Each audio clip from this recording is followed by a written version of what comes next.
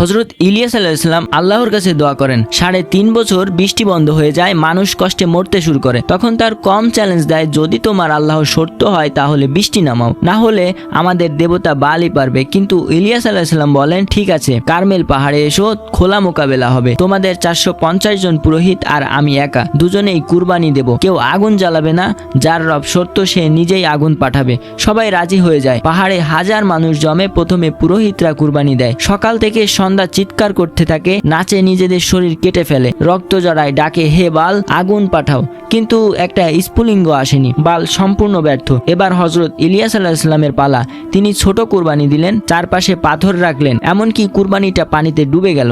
তারপর দোয়া করলেন, হে আল্লাহ, আজ তোমার কুদরত দেখাও। হঠাৎ আকাশ থেকে বজ্র নেমে এলো, ভয়ঙ্কর আগুন সবকিছু পুড়িয়ে দিল। কুরবানি, কাঠ, পাথর, পানি, মাটি সবকিছু ছাই হয়ে গেল। মানুষ চিৎকার করে উঠল, আল্লাহই সত্য রব। এরপর ইলিয়াস আলাইহিস সালাম আবার পাহাড়ে উঠলেন, 7 বার আকাশের দিকে তাকিয়ে দোয়া করলেন। 7 বারে একটা ছোট মেঘ দেখা গেল। তারপর আকাশ ভেঙে বৃষ্টি পড়লো, ঝড়ের মতো বৃষ্টি শুরু হলো, নদী ভরে গেল, জমিন সবুজ হয়ে উঠল।